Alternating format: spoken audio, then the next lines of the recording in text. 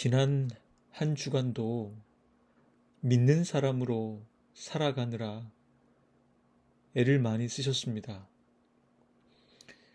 그 길을 걷는 교회 수요 묵상 사무엘 하 생각입니다.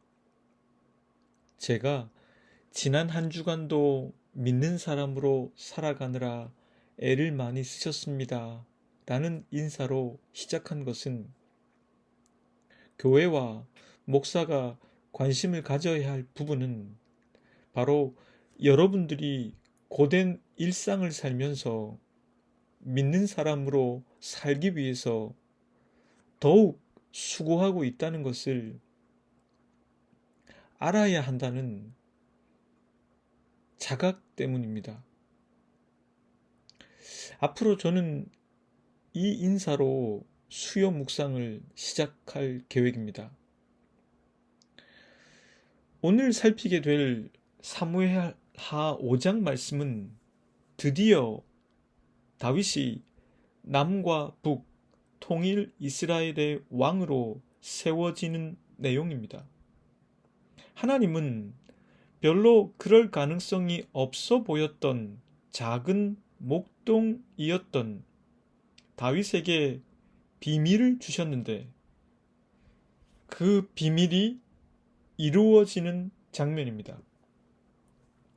오늘 본문의 내용은 크게 세 부분으로 나눌 수 있습니다. 첫째 부분은 다윗이 왕으로 세워지고 그가 통치한 기간을 간략하게 전해주는 내용입니다. 이스보셋이 죽고 다윗이 이스보셋의 장례를 치르고 난 뒤 이스라엘의 모든 지파가 다윗을 만나기 위해 헤브론으로 향합니다. 그들은 이렇게 말합니다. 우리는 임금님과 같은 고륙입니다. 전에 사울이 왕이 되어서 우리를 다스릴 때에 이스라엘 군대를 거느리고 출전하였다가 다시 데리고 돌아오신 분이 바로 임금님이십니다. 그리고 주님께서 네가 나의 백성 이스라엘의 목자가 될 것이며 네가 이스라엘의 통치자가 될 것이다 하고 말씀하실 때에도 바로 임금님을 가리켜 말씀하신 것입니다. 이렇게 이스라엘 모든 지파 장로들이 다윗을 찾아와 다윗에게 기름을 부어 이스라엘의 왕으로 세웠습니다. 그들은 서로 언약을 맺었습니다. 다윗은 30살의 왕위에 올라 40년 동안 다스렸습니다. 헤브론에서 7년 6개월 그리고 예루살렘에서 33년을 이스라엘과 유다를 다스렸습니다. 둘째 부분은 다윗이 왕이 된 후 여부스 족속을 무찌르고 그곳에 다윗성을 세우게 되는 내용입니다. 본디 이 여부스는 난곡 불락의 요새라 할 수 있을 정도로 함락하기 어려운 곳이었습니다. 왕으로 세워진 다윗은 그의 부하들과 함께 예루살렘으로 가 여부스를 치려고 했습니다. 그때 여부스 사람들이 이렇게 말합니다. 너는 여기에 들어올 수 없다. 눈먼 사람이나 다리 저는 사람도 너쯤은 물리칠 수 있다. 그들은 다윗이 난공불락의 요새를 점령할 수 없을 것이라 생각했습니다. 그러나 다윗은 그곳을 점령했습니다.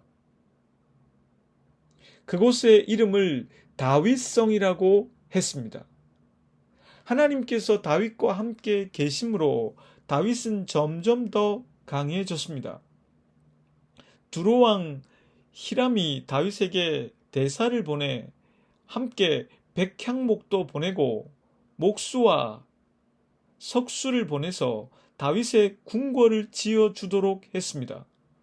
다윗은 주님께서 자신을 이스라엘 왕으로 굳건히 세워주신 것과 그의 백성 이스라엘을 번영하게 하시려고 자기의 나라를 높여주신 것을 깨닫게 되었습니다. 다윗은 헤브론을 떠나온 뒤 예루살렘에서 더 많은 후궁과 아내들을 맞이하여 자녀들을 낳았습니다. 그 자녀의 이름은 삼무아, 소밥, 나단, 솔로몬, 이팔, 엘리슈아, 네벡, 야비야, 엘리사미, 엘리아다, 그리고 엘리멜렉이었습니다. 셋째 부분은 다윗이 숙적 블레셋과 전쟁을 한 내용입니다. 이스라엘의 오랜 숙적 블레셋은 다윗이 왕이 되었다는 소식을 듣고 다윗을 잡기 위해 출전했습니다. 블레셋 사람들은 르바임 골짜기 평원에 가득 모였습니다. 그때 다윗이 주님께 아뢰었습니다. 제가 저 블레셋 사람들을 치러 올라가도 되겠습니까? 주님께서 그들을 저의 손에 넘겨주시겠습니까? 주님께서 다윗에게 대답하셨습니다.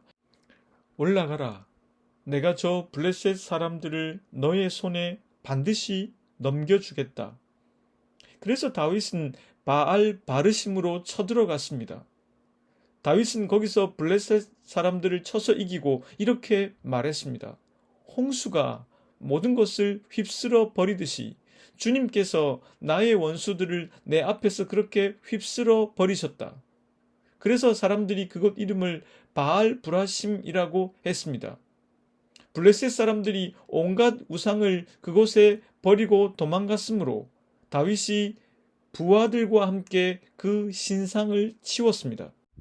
그 후 블레셋 사람들이 또 올라와서 르바임 골짜기 평원에 가득 모였습니다. 다윗이 또 주님께 아뢰니 주님께서 대답하셨습니다.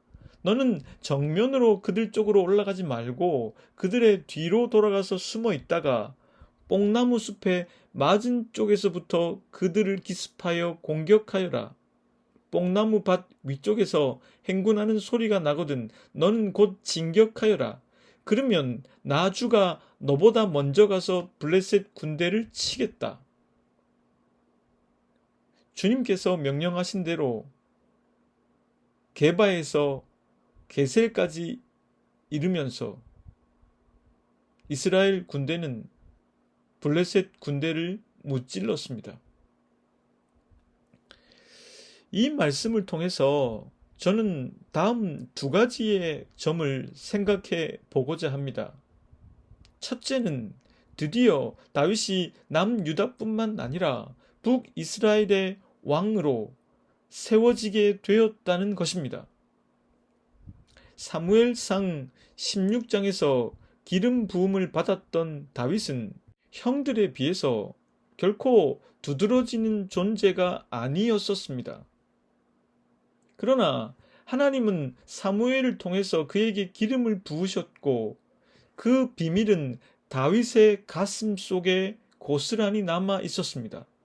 그리고 드디어 사무엘하 5장에 이르러 그는 왕으로 등극하게 되었습니다. 어느 누구도 권력이 주어지리라고 생각하지 않았던 8째 아들이 통일 이스라엘의 왕이 된 것입니다. 다윗은 일찍이 남유다에서 왕으로 기름 부음을 받아 유다 사람들로부터는 그 정당성과 적법성을 인정받았습니다. 그러나 다윗이 북쪽에서 그것을 주장할 수는 없는 처지였습니다.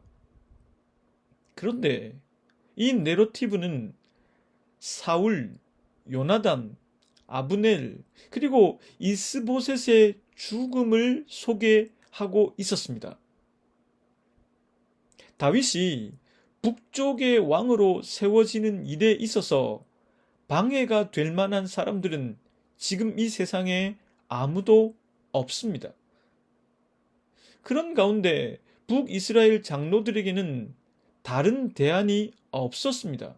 만약 아브넬이라도 살아 있었다면 자신들이 좀 더 조건을 내걸 수 있었을 테지만 이제는 아브넬마저도 없어 구심점이 사라진 상황이었습니다. 그래서 그들은 다윗에게 북이스라엘의 왕이 돼 달라고 사정해야 하는 처지에 놓이게 되었습니다. 부르그마는 이 부분을 이렇게 적었습니다. 그들은 거의 매달리는 청원자로 아브넬이라면 충분히 가능할 수 있었던 조건도 제시하지 못하고 다윗에게 자신들의 왕관을 받아달라고 구걸할 정도였다. 본문 1절과 2절 말씀은 이렇게 적고 있습니다. 이스라엘 모든 지파가 헤브론에 이르러 다윗에게 나와 이르되 보소서 우리는 왕의 한 골육이니이다. 전에 곧 사울이 우리의 왕이 되었을 때에도 이스라엘을 거느려 출입하게 하신 분은 왕이었고 여호와께서도 왕에게 말씀하시기를 네가 내 백성 이스라엘의 목자가 되며 네가 이스라엘의 주권자가 되리라 하셨나이다 하니라. 이스라엘의 장로들은 골육이라는 표현을 통해서 생물학적인 친근감을 표현하고 있습니다. 그런 다음에 사울이 왕일 때에도 진정한 왕의 모습으로 이스라엘 군대를 다스린 것은 다윗이었다고 추켜 세웁니다. 그리고 장로들은 결론적으로 자신들이 다윗에게 왕이 돼 달라고 간청하는 것은 자신들의 뜻과 결정이 아니라 하나님의 신의라는 것을 강조합니다. 다윗을 왕으로 삼고자 하는 것은 어쩔 수 없는 상황 속에서 나온 정치적 결정이 아니라 하나님의 의지와 뜻으로 보고 있다는 것입니다. 결국 다윗은 피 하나 흘리지 않고 이스라엘의 장로들이 다윗에게로 와 북이스라엘의 왕이 되어달라고 간청하는 것을 받는 입장이 되었는데 이것은 하나님의 뜻과 의지에 의한 것이었다는 것입니다. 다윗은 왕이 된 후 가나안 족속들의 수중에 있었던 예루살렘의 옛 도시 여부스를 쳐서 그곳을 다윗성으로 삼았습니다. 이 여부스는 당시에 1000년 이상 된 난공불락의 요새였습니다. 그래서 여부스 족속은 맹인이나 다리 저는 자라도 다윗을 물리칠 수 있을 것이라고 했습니다. 그러나 다윗은 급수에 쓰이는 물 깃는 데를 공격해서 그 도시를 차지하게 됩니다.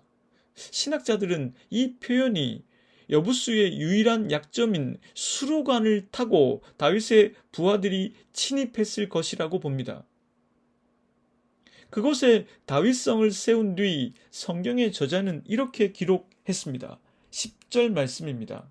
만군의 하나님 여호와께서 함께 계시니 다윗이 점점 강성하여 가니라. 다윗이 왕으로 등극하고 난공불락의 요새 여부수를 차지하게 된 것이 하나님이 하신 일임을 저자는 강조하고 있습니다. 누구보다 다윗이 이 사실을 직시했을 것입니다. 그리고 다윗과 함께 했던 시글락 공동체의 일원들이 이것을 알았을 것입니다. 또한 온 유다와 이스라엘이 이 사실을 깨닫게 되었을 것입니다. 다윗의 리더십은 바로 이곳에서 시작되었습니다.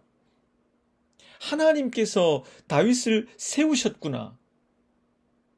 이 사실이 사람들의 뇌리와 가슴 속에 인식되는 것으로 다윗의 리더십과 왕정은 시작될 수 있었던 것입니다. 하나님께서 하신 일이라고 하는 것을 믿는 왕과 그것을 믿는 그의 백성들에 의해서 하나님께서 허용하신 왕정 제도는 다시 본래의 그 취지로 돌아오게 된 것입니다. 그런데 이제 둘째 생각으로 저자가 복선처럼 드러내고 있는 우려할 만한 두 가지를 살펴보도록 하겠습니다. 어쩌면 그냥 첫째 생각까지만 하고 오늘은 마무리하는 것이 은혜가 더 될지도 모른다는 생각이 들기도 하지만 저자가 본문에 굳이 기록해둔 이 복선을 그냥 넘어갈 수는 없는 노릇이라고 생각하게 되었습니다. 저자가 이 두 가지 복선을 통해서 우리에게 이렇게 속삭여 주는 것 같습니다. 좋을 때 조심해라. 잘 나갈 때 생각하기를 게을리하지 말아라. 실패를 극복할 수는 있지만 성공을 이기기는 어렵다. 첫째 복선은 본문 2절 말씀에 있습니다. 여러분들이 제가 이 말씀을 읽을 때 어디에 복선이 있을까 한번 찾아보시길 바랍니다. 전에 곧 사울이 우리의 왕이 되었을 때에도 이스라엘을 거느려 출입하게 하신 분은 왕이었고, 여호와께서도 왕에게 말씀하시기를 네가 내 백성 이스라엘의 목자가 되며 네가 이스라엘의 주권자가 되리라 하셨나이다 하니라. 저자는 목자 비유를 사용하고 있습니다. 그러니까 다윗은 목자요 이스라엘은 양떼라는 이야기입니다. 이것은 그가 목동 출신이기 때문에 사용한 것만은 아닐 것입니다. 저자는 성경에 등장하는 목자의 개념을 생각하며 이 비유를 사용하고 있을지도 모릅니다. 선한 목자는 자신의 안위가 아니라 양떼들, 즉 이스라엘 공동체를 먼저 생각하는 사람입니다. 기록에 따르면 나폴레옹이 세인트 헬레나 섬에서 생을 마무리할 때 다음 세 마디를 남겼다고 합니다. 프랑스, 군대, 조세핀. 그의 일생이 무엇을 위한 것이었는지를 엿볼 수 있는 대목입니다. 그러나 권력을 쥔 사람은 선한 목자가 될 수도 있지만 악한 목자가 될 수도 있습니다. 그럴 가능성을 항상 갖고 있습니다. 악한 목자는 자신을 위해서 양떼를 함부로 하는 사람입니다. 사무엘하 12장에 보면 그 유명한 이야기가 나옵니다. 다윗이 우리아의 아내 밧세바를 범하고 그것을 은폐하기 위해서 일부러 우리아를 격전지로 보낸 뒤에 죽게 했습니다. 하나님께서 나단 선지자를 통해서 다음과 같이 말씀하셨습니다.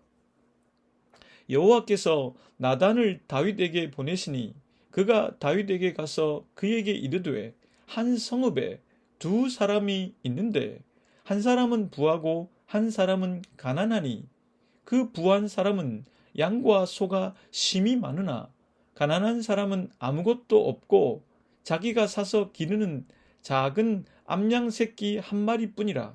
그 암양 새끼는 그와 그의 자식과 함께 자라며 그가 먹는 것을 먹으며 그의 잔으로 마시며 그의 품에 누움으로 그에게 딸처럼 되었거늘 어떤 행인이 그 부자에게 오매 부자가 자기에게 온 행인을 위하여 자기의 양과 소를 아껴 잡지 아니하고 가난한 사람의 양새끼를 빼앗아다가 자기에게 온 사람을 위하여 잡았나이다 하니 다윗이 그 사람으로 말미암아 노하여 나단에게 이르되 여호와께서 살아계심을 두고 맹세하오니 이 일을 행한 그 사람은 마땅히 죽을 자라.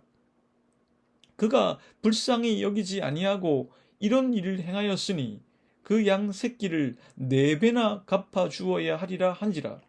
나단이 다윗에게 이르되 당신이 그 사람이라. 이스라엘의 하나님 여호와께서 이와 같이 이르시기를 내가 너를 이스라엘 왕으로 기름 붓기 위하여 너를 사울의 손에서 구원하고 내 주인의 집을 네게 주고 내 주인의 아내들을 내 품에 두고 이스라엘과 유다 족속을 네게 맡겼느니라. 만일 그것이 부족하였을 것 같으면 내가 네게 이것저것을 더 주었으리라. 그러한데 어찌하여 내가 여호와의 말씀을 업신여기고 나 보기에 악을 행하였느냐? 네가 칼로 햇사람 우리아를 치되 암몬 자손의 칼로 죽이고 그의 아내를 빼앗아 네 아내로 삼았도다. 이제 네가 나를 업신 여기고 햇사람 우리아의 아내를 빼앗아 내 아내로 삼았은즉 칼이 네 집에서 영원토록 떠나지 아니하리라 하셨고, 나단 선지자가 들려준 이야기를 듣고 다윗은 분명히 그런 자는 마땅히 죽어야 한다고 했습니다. 어쩌면 사무엘 하의 저자는 이 이야기를 생각하고 미리 사무엘하 5장에 이 첫째 복선을 배치했을 가능성이 높습니다. 하나님께서 하셨다는 것을 깊이 인정하는 사람은 하나님께서 자신에게 주신 권력, 돈, 재능, 기회 등을 공동체를 위해서 사용하게 됩니다. 그게 선한 목자입니다. 그게 왕정 제도의 진정한 가치입니다. 그러나 인간은 그 사실에 대해서 마치 시간이 지나면 기억이 흐려져 버리듯 둔감해집니다. 그게 둔감해지면 하나님께서 자신에게 주신 것을 자신만을 위해 사용하고 심지어 자신이 더 갖기 위해서 자기 양떼들을 자기 이익을 위해 혹은 명예를 얻기 위해 죽이기도 한다는 것입니다. 둘째 복선은 본문 11절과 12절 말씀에 등장하는데, 여러분들이 이 말씀에서도 무엇이 복선일지 한번 찾아보시길 바랍니다. 두로왕 히람이 다윗에게 사절들과 백향목과 목수와 석수를 보내매 그들이 다윗을 위하여 집을 지으니 다윗이 여호와께서 자기를 세우사 이스라엘 왕으로 삼으신 것과 그의 백성 이스라엘을 위하여 그 나라를 높이신 것을 알았더라. 다윗이 왕으로 등극한 뒤 각국에서 대사를 보내게 됩니다. 이것은 권력자로서 받을 수 있는 그러한 당연한 수순일 것입니다. 두로왕 히람이 대사들을 보내서 아주 진귀한 선물을 보냅니다. 백향목뿐만 아니라 목수와 석수를 함께 보내 다윗을 위해 집을 짓게 했습니다.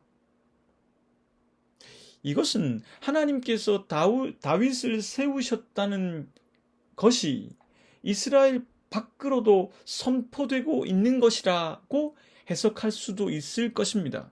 물론 그러한 점도 있습니다.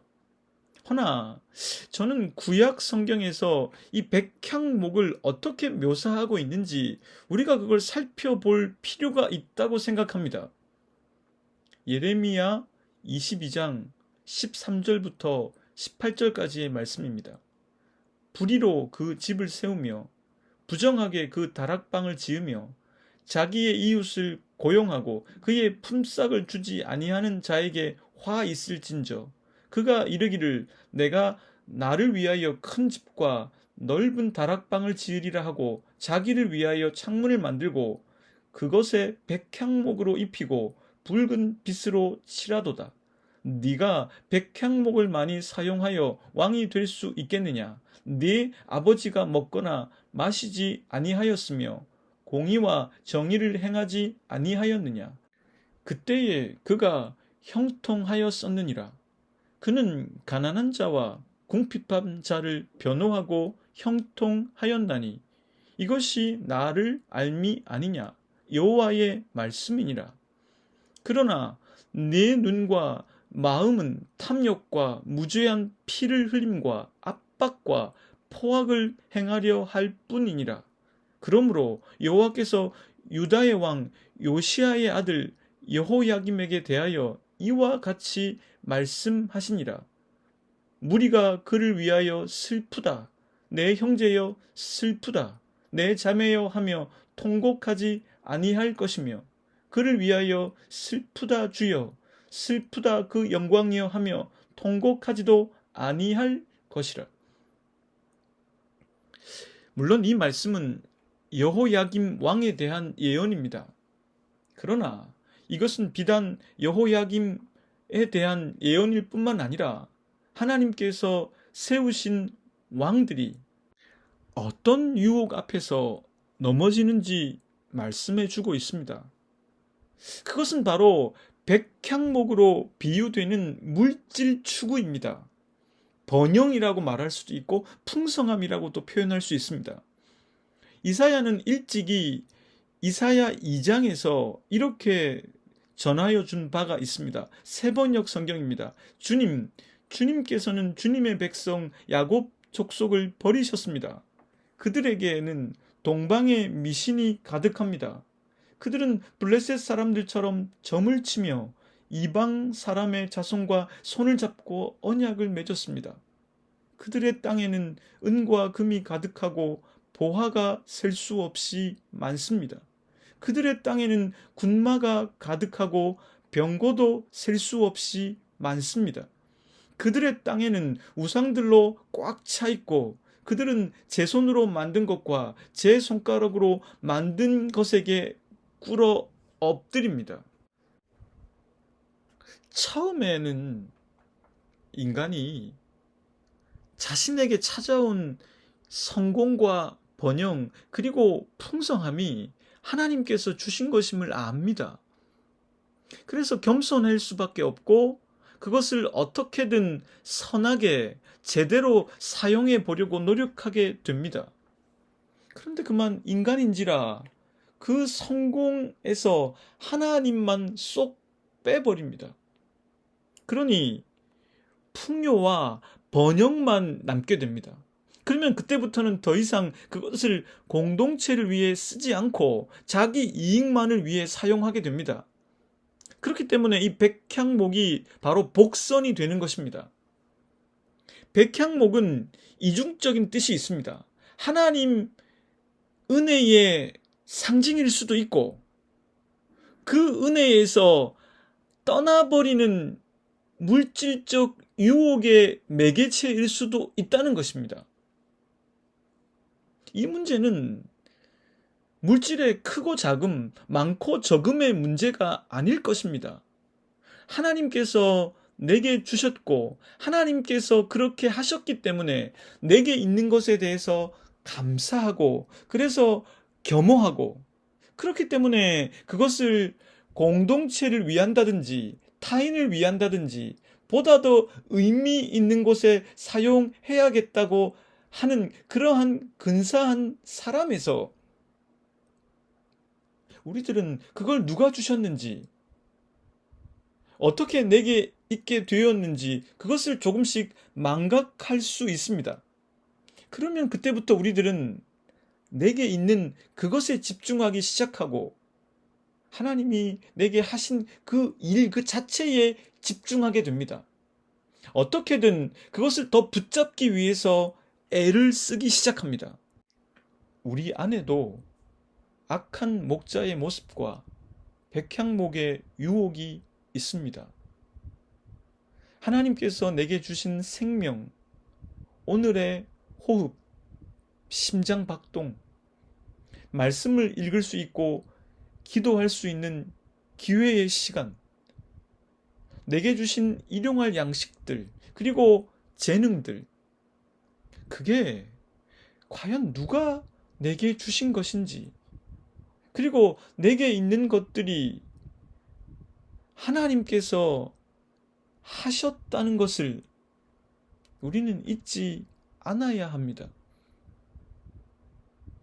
하나님께서 주신 것임을 아는 한 우리들 마음속에는 이런 열망이 담겨 있을 것입니다.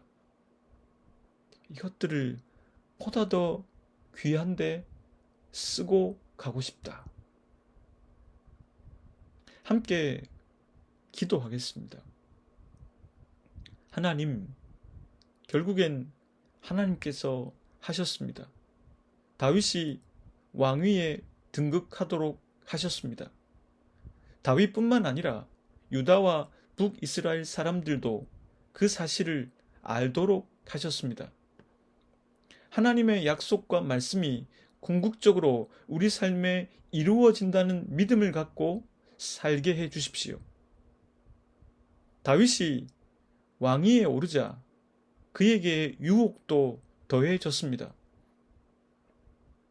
그가 진정한 목자가 되지 않을 가능성도, 그가 풍요와 번영의 노예가 되어버릴 가능성도 성경은 가감없이 기록하고 있습니다. 저희들에게 있는 게 하나님의 의한 것임을 다시 한번 자각하고 소중한데 사용할 줄 아는 저희들이 되게 해 주십시오.